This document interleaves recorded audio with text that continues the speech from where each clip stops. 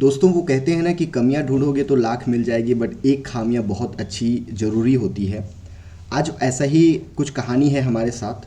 आज बिलासपुर में बहुत तेज़ बारिश हो रही है, लाइट बिल्कुल नहीं है, मेरा लैपटॉप भी कुछ ही % चार्ज है, तो मैं सोचा क्यों ना अंधेरे में ही एक वीडियो रिकॉर्ड कर दी जाए ताकि आप 8 बजे वाली क्लास है ना थोड़ा सा एंजॉय कर पाओ और पढ़ पाओ।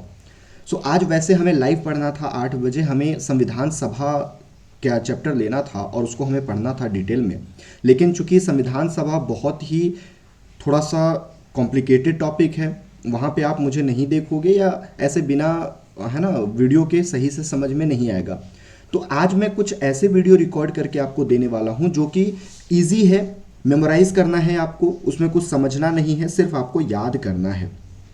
आज के इस टॉपिक में हम बेसिकली भारतीय संविधान की अनुसूचियों के बारे में पढ़ने वाले हैं, तो समझिएगा वैसे ही, बस मैं दिख नहीं रहा हूँ, आप मुझे है ना रियलाइज़ कर लेना कि हाँ सर हैं हमारे साथ बैठे हुए हैं, और बाकी सब कुछ हमें वैसे ही पढ़ना है। ठीक है, बाकी सब कुछ वैसे ही पढ़ना है ना। तो बहुत अच्छी तरीके से आप इसको देखिएगा।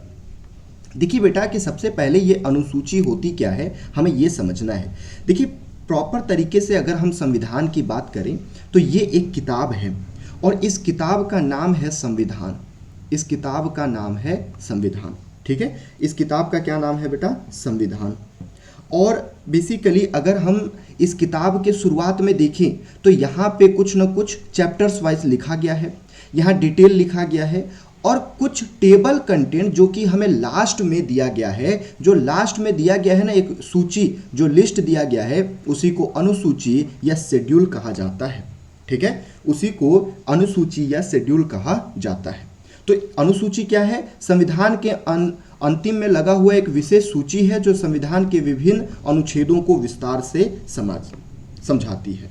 ठीक है, अब इसकी जरूरत क्यों पड़ी? सो बेसिकली कई बार हम देखते हैं, हमने अनुच्छेद 1 पढ़ा और अनुच्छेद 1 में लिखा गया है कि भारत राज्यों का संघ है।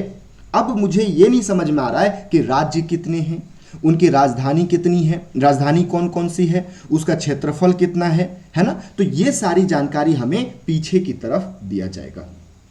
ये सारी जानकारी हमें पीछे की तरफ दिया जाएगा कि हमारे देश में 28 राज्य हैं, उन 28 राज्यों की राजधानी क्या क्या है, 8 यूनियन टेरिटरी है, इसलिए पीछे की तरफ हमें अनुसूची लगाया जाता है। देखिए बेटा, जब संविधान बन के रेडी हुआ था ना, उस समय पे सिर्फ और सिर्फ हमारे भारतीय संविधान में 8 अनुसूचियां हुआ करती थी। उस टाइम पीरियड पे अगर आप देखोगे तो भारतीय संविधान में सिर्फ और सिर्फ 8 अनुसूचियां हुआ करती थी। लेकिन अभी वर्तमान की अगर हम बात करें तो इसमें 4 और जुड़ गया है और अभी टोटल हमारे पास 12 अनुसूचियां हो चुकी हैं। टोटल अभी 12 अनुसूचियां हो चुकी है। 9वां, 10वां, 11वां और 12वां इसको हम बाद में जोड़े हैं। सबसे पहले जो 9वीं अनुसूची है ये पहले संविधान संशोधन 1951 में जोड़ी गई थी। अब ये संविधान संशोधन क्या होता है एक वीडियो में आपको दूंगा और उसमें बहुत अच्छी तरीके से संविधान संशोधन को समझाया गया है। तो बेसिकली पहला संविधान संशोधन होता है 1951 में। जैसे ही संविधान बन के रेडी हुआ उसके लगभग 14-15 महीने के बाद पहला संविधान संशोधन होता है जो कि भूमि सुधार कानूनों से संबंधित था। हुआ यूं कि जमींदार बहुत ज़्यादा थे उस समय पे और जमींदारों के पास ज़मीन बहुत ज़्यादा थी। हमें जमींदारों से ज़मीन लेके गरीब किसानों को, गरीब लोगों को बांटनी थी। लेकिन प्रॉब्लम ये आ रहा था कि उसी समय संपत्ति का अधिकार भी हमारे संविधान में दिया गया था। वो लोग चले गए कोर्ट और कोर्ट के बाद कई केसेस हुई जो कि हम आगे पढ़ने वाले हैं, जिसके बाद भारतीय सरकार जो है वो पहला संविधान संशोधन करती है और अनुसूची 9 जोड़ देती है। उसके बाद हम बहुत आगे जाते हैं 1985 के आसपास। होता यह है, अभी जैसे राघव चड्ढा वाला केस हुआ था कि उस समय भी वैसे ही होता था। कोई नेता है, चुनाव किसी और पार्टी से लड़ा, लेकिन वो चुनाव छोड़ के या उस पार्टी को छोड़ के दूसरे पार्टी को ज्वाइन कर लिया। इसी को दल बदल कहा जाता है। इसके खिलाफ हम एक कानून लेके आते हैं जिसको दल बदल विरोधी कानून कहा जाता है, एंटी डिफेक्शन लॉ कहा जाता है। इसके लिए बेसिकली 52वां संविधान संशोधन किया गया 1985 में और 10वीं अनुसूची जोड़ी गई। 52वां संविधान संशोधन के द्वारा 10वीं अनुसूची जोड़ी गई 1985 में, जो कि दल बदल विरोधी कानून से संबंधित था। उसके बाद भारत में अगर हम देखें तो पंचायत की अगर आप बात करोगे तो पंचायत ये आर्टिकल 40 में हुआ करता था, जो कि एक प्रकार का डीपीएसपी है। अब ये डीपीएसपी क्या है, आर्टिकल क्या है, समझ में आएगा अगले वीडियो में। लेकिन अभी के लिए समझिए बेटा कि पंचायत हमारे पूरे भारत में लागू नहीं हुआ था। तब जाके 73वां और 74वां संविधान संशोधन किया जाता है 1992 में, और 73वें संविधान संशोधन के साथ 11वीं अनुसूची जोड़ी जाती है और 74वें संविधान संशोधन के साथ 12वीं अनुसूची जोड़ी जाती है। 11वीं अनुसूची में 29 विषय हैं, वहीं पे 12वीं अनुसूची में 18 विषय हैं। तो सर अभी तक हमने क्या क्या पढ़ा, अगर हम एक बार रिवाइज करें तो सर अभी तक आपने हमें पढ़ाया कि शेड्यूल क्या होता है। सो बेसिकली शेड्यूल को संविधान के अंतिम में जोड़ा जाता है, संविधान के अंत में जोड़ा जाता है। ठीक है सर, हमारे पास शेड्यूल कितने हैं, वर्तमान में हमारे पास 12 हैं, लेकिन अगर हम ओरिजिनल कॉन्स्टिट्यूशन की बात करें तो सिर्फ और सिर्फ 8 हुआ करता था। 4 को बाद में जोड़ा गया। पहले संविधान संशोधन 1951 के द्वारा 9वीं अनुसूची जोड़ी गई, 9वीं अनुसूची जोड़ी गई। वहीं पे अगर हम देखें 52वें संविधान संशोधन 1985 के द्वारा बेसिकली 10वां शेड्यूल जोड़ा गया, 10वां शेड्यूल जोड़ा गया। उसी के साथ ही 73वां संविधान संशोधन 1992 के द्वारा 11वीं अनुसूची जोड़ी गई और 74वें संविधान संशोधन 1992 के द्वारा बेसिकली 12वीं अनुसूची जोड़ी गई। अगर हम इसके सब्जेक्ट की बात करें मेरे बच्चे तो ये आपका भूमि सुधार कानून से संबंधित था, भूमि सुधार कानून से संबंधित था, यानी कि लैंड रिफॉर्म एक्ट से, लैंड रिफॉर्म लॉ या लैंड रिफॉर्म एक्ट से रिलेटेड था। ये हमारा एंटी डिफेक्शन लॉ से रिलेटेड था। एंटी डिफेक्शन लॉ क्या होता है, दल बदल कानून होता है, दल बदल विरोधी कानून, इसके बारे में हम आगे पढ़ेंगे। बेसिकली ये पंचायत से जुड़ा हुआ है 11वां, और 12वां जुड़ा हुआ है आपके नगर पालिका से संबंधित है। तो इतनी सारी चीज़ें हमने अभी तक देखी। लास्ट में मैं आपको एक ट्रिक दूंगा, है ना, और उस ट्रिक से सब कुछ आपको याद हो जाएगा, जैसे टीयर्स ऑफ ओल्ड पीएम। ये आपका ट्रिक है बेटा, लेकिन ट्रिक की जरूरत पड़ेगी नहीं, हालांकि सब कुछ आपको पहले ही याद हो जाएगा। तो हमने देख लिया सर ओरिजिनली 8 शेड्यूल था, आज हमारे पास 12 है, ये 4 जुड़े थे। 9वां शेड्यूल फर्स्ट अमेंडमेंट एक्ट 1951 में, 10th शेड्यूल जो है 52nd अमेंडमेंट एक्ट 1985 में एंटी डिफेक्शन लॉ से रिलेटेड है। 11th और 12th शेड्यूल जो है 73rd 74th अमेंडमेंट एक्ट 1992 से रिलेटेड है, एक पंचायत और दूसरा म्यूनिसिपैलिटी के लिए। ठीक है, आइए एक बार हम इनके बारे में थोड़ी सी जानकारी लेते हैं और सबको समझने की कोशिश करते हैं। देखिए पहली अनुसूची जो है ना बेटा, फर्स्ट शेड्यूल जो है वो राज्य और संघ क्षेत्र के बारे में बताता है। राज्य और संघ क्षेत्र से हमारा सिंपल सा एक ही कहना है कि भारत में कितने राज्य हैं और भारत में कितने यूनियन टेरिटरी हैं। तो ये सारी लिस्ट दी गई है आपको इसी में कि भैया भारत में 28 राज्य हैं और भारत में 8 यूनियन टेरिटरी है। ये सब लिस्ट दी गई है प्रथम अनुसूची में। तो याद रखिएगा प्रथम अनुसूची रिलेटेड है सर आपके राज्य और संघ राज्य क्षेत्र से, यानी राज्य और केंद्र शासित प्रदेश के नाम वहां पे लिखा गया है। अब जमीन हो गया, उसके बाद दूसरा द्वितीय अनुसूची में पैसा ही पैसा होगा, है ना, पैसा ही पैसा होगा। तो यहाँ पे पैसा कहाँ मिलता है, सैलरी में मिलता है। तो द्वितीय अनुसूची किससे रिलेटेड है, सैलरी से रिलेटेड है। तृतीय अनुसूची, अब पैसा ले लिए, थोड़ा काम कर लो, लेकिन काम करने से पहले क्या करना पड़ता है, शपथ लेना पड़ता है। काम करने से पहले शपथ लेना पड़ता है। तो तीसरी अनुसूची में क्या है बाबू, शपथ लेने का काम है। तो 3-3 करके याद करते हैं। पहला अनुसूची में राज्य और संघ राज्य क्षेत्र दिया गया है, यानी स्टेट एंड यूनियन टेरिटरी दिया गया है। दूसरी अनुसूची में पैसा ही पैसा होगा, ऐसे याद रखना कि पैसा ही पैसा, सैलरी आएगा। अब सैलरी ले लिए, कुछ काम करना है, लेकिन काम करने से पहले शपथ लेना पड़ेगा। चौथी अनुसूची में बेसिकली राज्यसभा में कितने सीट दिए गए हैं प्रत्येक राज्य को, इसकी बात कही गई है कि छत्तीसगढ़ से राज्यसभा में कितने लोग जाएंगे, मध्य प्रदेश से राज्यसभा में कितने लोग जाएंगे, उत्तर प्रदेश से राज्यसभा में कितने लोग जाएंगे, महाराष्ट्र से राज्यसभा में कितने लोग जाएंगे। इस प्रकार राज्यसभा में सीटों का आवंटन, एलोकेशन ऑफ सीट इन राज्यसभा, ये दिया गया है चतुर्थ अनुसूची में, 4th शेड्यूल में। 5वीं अनुसूची और 6वीं अनुसूची याद रखना, ये आदिवासी से रिलेटेड है, अनुसूचित जाति अनुसूचित जनजाति से रिलेटेड है, याद रखिएगा। अनुसूचित जनजातियों के प्रशासन 5वीं अनुसूची में कौन कौन से क्षेत्र में, तो ये आगे हम डिटेल करेंगे, लेकिन अभी के लिए याद रखना कि 5वीं और 6वीं अनुसूची जो है बेसिकली ट्राइबल लोगों के एडमिनिस्ट्रेशन से रिलेटेड दिया गया है। 7वीं अनुसूची में बेटा याद रखना कि यहाँ जितने भी कानून बनाने के सब्जेक्ट हैं, विषय हैं, इसको बेसिकली 3 भागों में बांट दिया गया है, यानी विधायी शक्तियों का विभाजन कहाँ पे किया गया है, 7वीं अनुसूची में। विधायी शक्तियों का विभाजन 7वीं अनुसूची में किया गया है। 8वीं अनुसूची में अगर आप देखोगे तो यहाँ पे 22 भाषाओं 22 ऑफिशियल लैंग्वेज के बारे में बताया गया है। तो चलिए 8 को पहले रिवाइज कर लेते हैं बेटा, उसके बाद तो हम आगे पढ़ ही चुके हैं। तो हमने अभी तक देखा कि सर अगर आप बात करोगे पहले के बारे में, तो पहले में यहाँ पे स्टेट और यूनियन टेरिटरी इनकी लिस्ट दी गई है। सर दूसरे में पैसा ही पैसा होगा, पैसा ही पैसा होगा। कहाँ से पैसा आता है बाबू, सैलरी से आती है। तीसरे में क्या बताया, अब कुछ काम कर लेते हैं, लेकिन काम करने से पहले शपथ लेना पड़ेगा। चौथे में राज्यसभा में सीटों का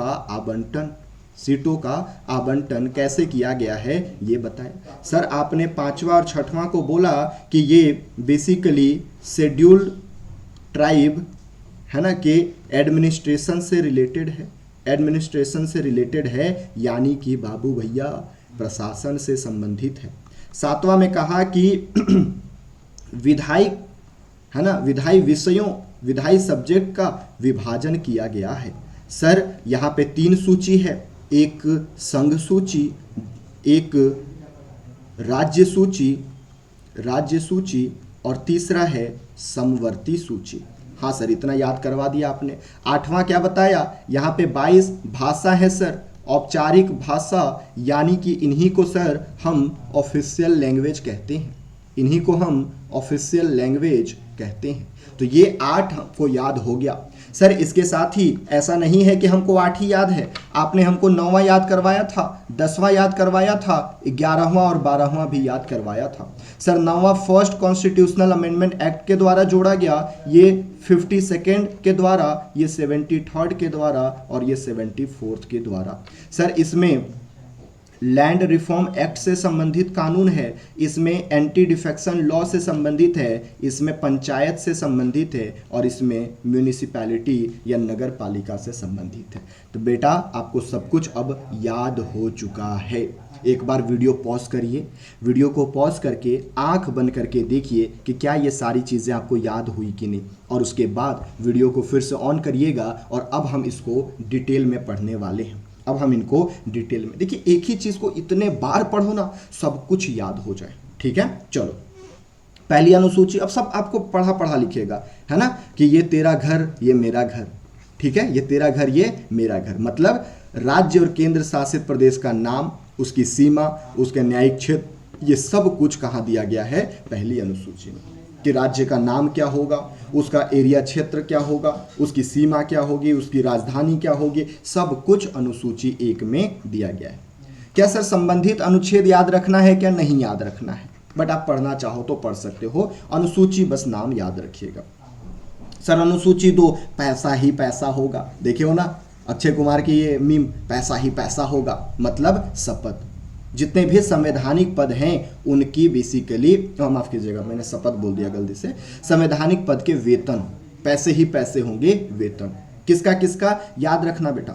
सबसे पहले राष्ट्रपति, देश की हम बात कर रहे हैं, सबसे पहले राष्ट्रपति, उसके बाद बेसिकली राज्य में आओगे तो राज्यपाल, ये दोनों हेड ऑफ स्टेट हो गए।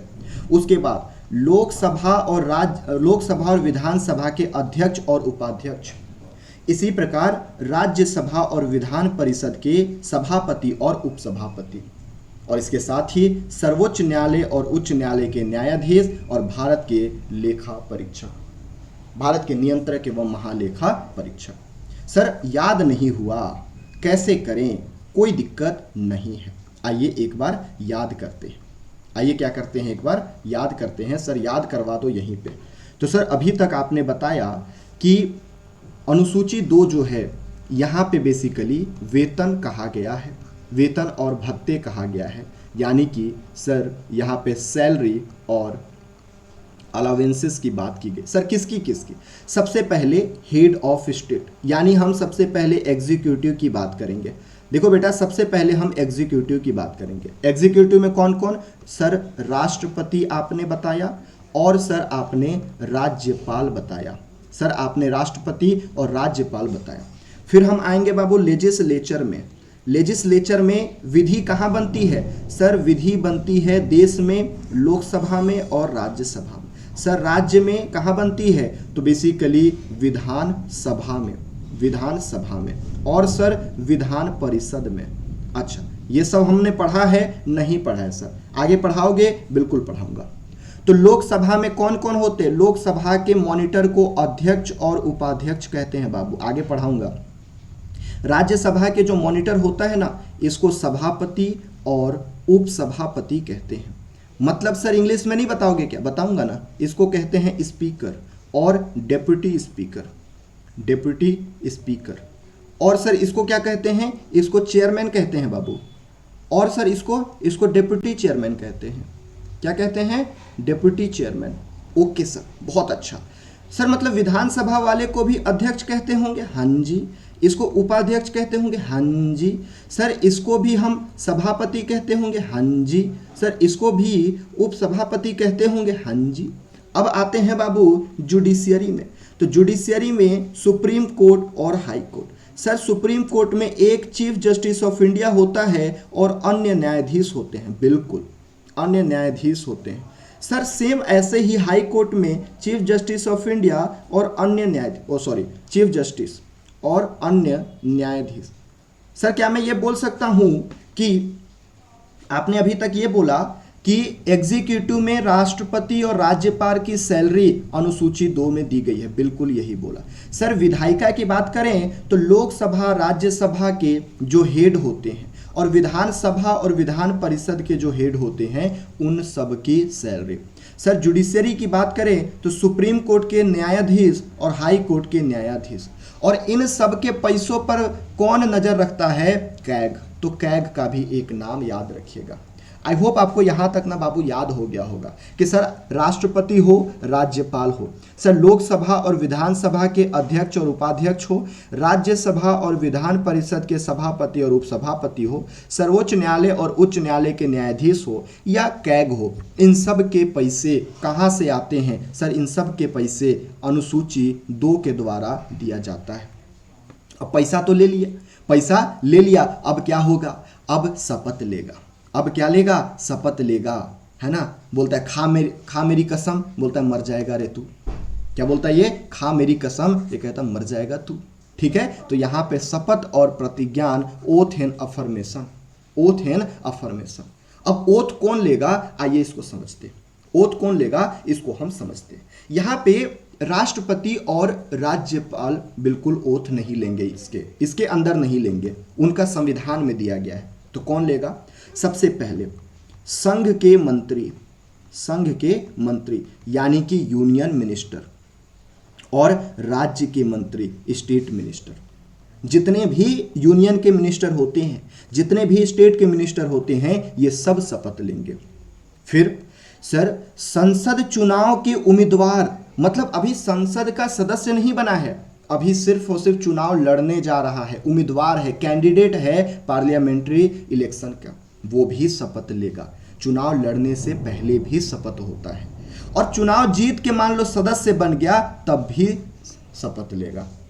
मतलब सर आपने बताया कि अगर मैं संसद का चुनाव लड़ने जा रहा हूं, उम्मीदवार हूं, तब भी मैं शपथ लूंगा, और अगर गलती से जीत गया तब भी मैं शपथ लूंगा। सर अगर मैं राज्य विधानमंडल का चुनाव लड़ने जा रहा हूं, उम्मीदवार हूं, फिर भी शपथ लूंगा, और अगर जीत के सदस्य बन गया फिर भी शपथ लूंगा। सर मैं सर्वोच्च न्यायालय के न्यायाधीश, उच्च न्यायालय के न्यायाधीश हूं, तब भी शपथ लूंगा, और कैग भी शपथ लेगा। सर एक बार याद करा देते तो सही में बहुत मेहरबानी होती। चलिए याद कराते हैं।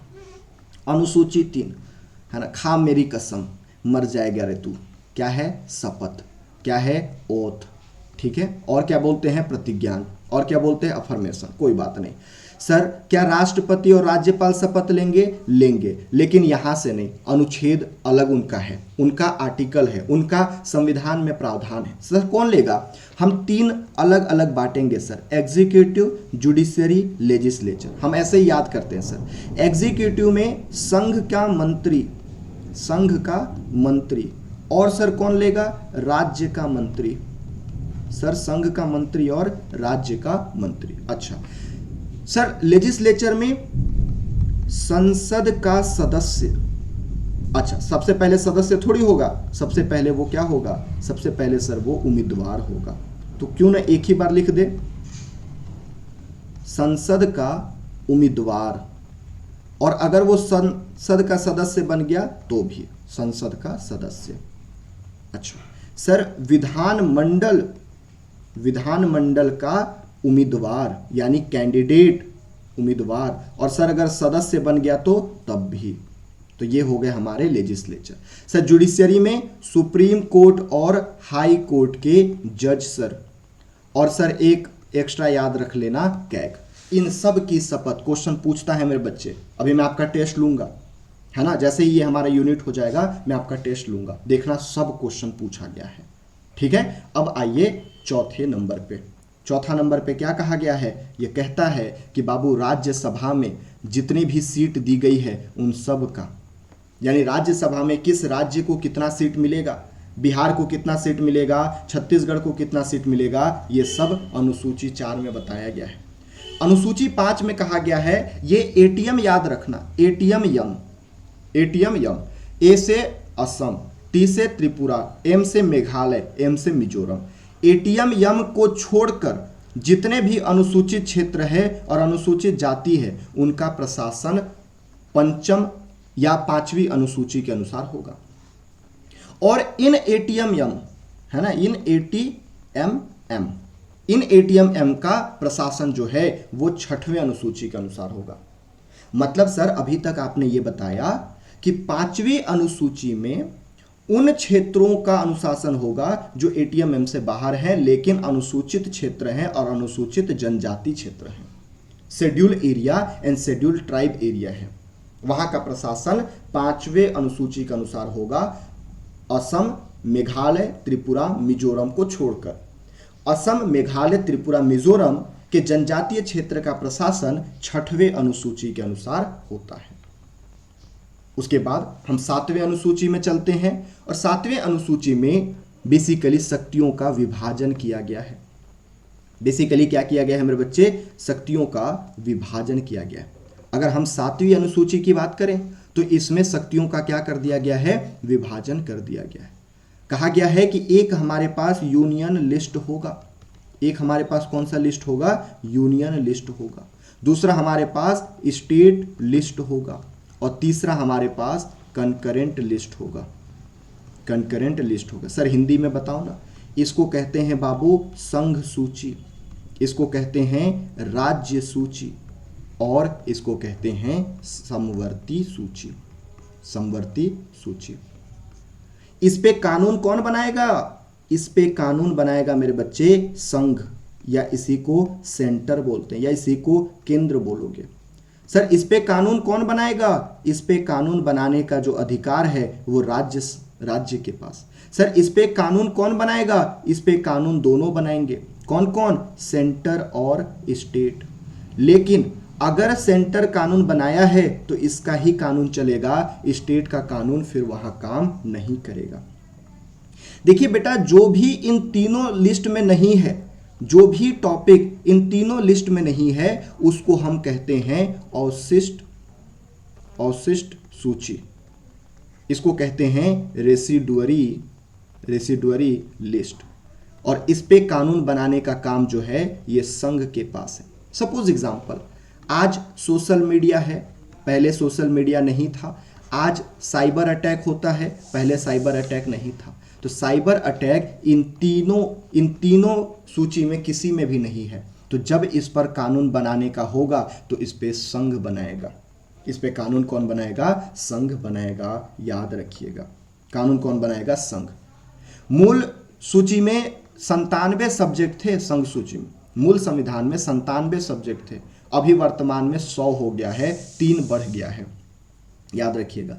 राज्य सूची में पहले 66 था, अब इसको कम करके 61 कर दिए गए। एक्चुअल में यहीं से 5 को निकाल के ना इसमें डाल दिया गया है समवर्ती वाले में। समवर्ती में पहले 47 था, फिर बढ़ के 52 हो गया है।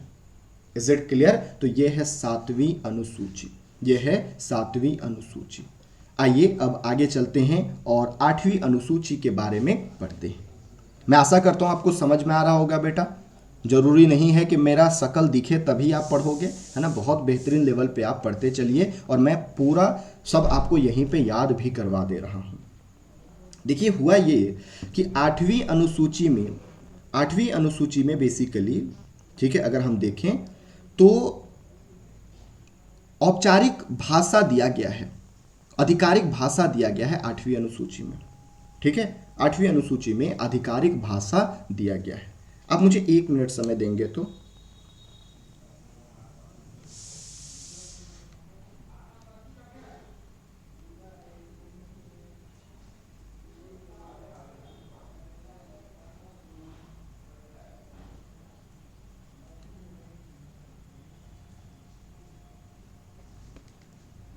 सो बेसिकली 8वीं अनुसूची जो है ना, इसमें आधिकारिक भाषा दिया गया है। 22 भाषा है, लेकिन शुरुआत में कितने थे? 14 भाषा हुआ करते थे। अब देखते हैं कि कौन कौन से 8 भाषा हैं जो बाद में जोड़ा गया है। 1967 में 21वां संविधान संशोधन होता है। 1967 में 21वां संविधान संशोधन हुआ और इसके द्वारा सिंधी जो है इसको जोड़ दिया गया। सिंधी जो है इसको जोड़ दिया गया, ठीक है। उसके बाद अगर हम बात करें कि सर 1992 में 71वां संविधान संशोधन होता है और इसके द्वारा 3 अलग अलग लैंग्वेज जोड़ी जाती है, नेपाली, मणिपुरी और कोंकणी। नमक करके आप याद रख सकते हो कि सर नेपाली, मणिपुरी और कोंकणी। उसके बाद 2003 में 92वां संविधान संशोधन किया जाता है। 92nd कॉन्स्टिट्यूशनल अमेंडमेंट एक्ट 2003 के द्वारा, बेसिकली इसको आप बोडमास करके याद रख सकते हो। बोडमास से बोडो, डोंगरी, मैथिली और संथाली। बोडो, डोंगरी, मैथिली और संथाली। सर हमें याद रखना है 21वां संविधान संशोधन 1967, हमें याद रखना है 71st कॉन्स्टिट्यूशनल अमेंडमेंट एक्ट और हमें याद रखना है 92nd constitutional amendment act. Sindhi जोड़ा गया, नेपाली, मणिपुरी, कोंकणी जोड़ा गया, बोडो, डोंगरी, मैथिली और संथाली जोड़ा गया। क्या सर आप मुझे इसको याद करवा दोगे? बिल्कुल याद करवा देंगे, बिल्कुल क्या करवाएंगे? याद करवा देंगे, ठीक है। चलिए बस आपको याद करने चाहिए। सर अभी तक आपने क्या बताया कि 8वीं अनुसूची में ऑफिशियल लैंग्वेज है। कौन सा लैंग्वेज है बाबू? ऑफिशियल लैंग्वेज है। सर ऑफिशियल लैंग्वेज मतलब औपचारिक भाषा। ओके सर, औपचारिक भाषा। देखो बाबू अभी 22 भाषा औपचारिक है, लेकिन शुरुआत में, प्रारंभ में कितने थे बाबू? 14 थे। मतलब सर 8 बाद में जोड़े गए। हाँ जी, कौन कौन से? 21वां संविधान संशोधन होता है और इसके द्वारा सिंधी को जोड़ा जाता है। कब हुआ था? 1967। सर उसके बाद एक और संविधान संशोधन होता है 71वां। ये कब हुआ था सर? 1992 में। इसमें सर नमक जोड़ा गया था। नमक करके याद रखना है। कौन कौन सा सर? सर नमक में एन से नेपाली, एम से मणिपुरी और के से कोंकणी। सर नमक जोड़ दिया गया था। सर उसके बाद फिर 52वां संविधान संशोधन होता है सर 2003 में और इसमें बोडमास जोड़ा गया था। बोडमास जोड़ा गया था। सर बोडमास का मतलब बो से बोडो, फिर ड से डोंगरी, ठीक है, बोडो डोंगरी, फिर म से मैथिली और सर एस से या स से संथाली। तो ये 8 भाषा बाद में जोड़ा गया सर। 8 भाषा जो है ये बाद में जोड़ा गया। शुरुआत में कितने भाषा थे सर? 14 भाषा थे। क्या मुझे याद हो गया सर? वो तो आप खुद से पूछो कि क्या 21वां संविधान संशोधन के द्वारा सिंधी याद हुआ? क्या 71वां संविधान संशोधन के द्वारा नमक याद हुआ? एन से नेपाली, मणिपुरी और कोंकणी। क्या 92वां संविधान संशोधन से बोडमास याद हुआ? बोडो, डोंगरी, मैथिली और संथाली। तो यही चीज़ें तो हमको याद करनी थी ना मेरे बच्चे, यही चीज़ें तो हमको याद करनी थी। Is it clear? Is it clear? यहाँ तक सब कुछ क्लियर है? सब कुछ क्लियर है यहाँ तक? ओके। अब देखते हैं कि बाकी के 14 कौन कौन से हैं, बाकी के 14 कौन कौन से हैं। ठीक है, जैसे देखो असमिया है, बांग्ला है, गुजराती है, हिंदी है, कश्मीरी है, मराठी है, उड़िया है, पंजाबी है, संस्कृत है, उर्दू है, तमिल है, तेलुगु है, कन्नड़ है, मलयालम है। सर मतलब आप ये कहना चाहते हो कि सर क्या आप मुझे मैप से याद करवा दोगे? बिल्कुल करवा देंगे। देखो सबसे ऊपर में कश्मीर है तो कश्मीरी हो गया, सबसे ऊपर में कश्मीर है तो सबसे पहला क्या हो जाएगा? कश्मीरी हो जाएगा। सर उसके नीचे आओगे तो पंजाब एरिया में तो पंजाबी हो जाएगा।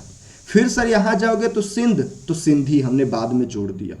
ठीक है सर, यहाँ आओगे तो गुजराती, फिर नीचे आओगे मराठी, गुजराती और मराठी भी सर हमने जोड़ दिया।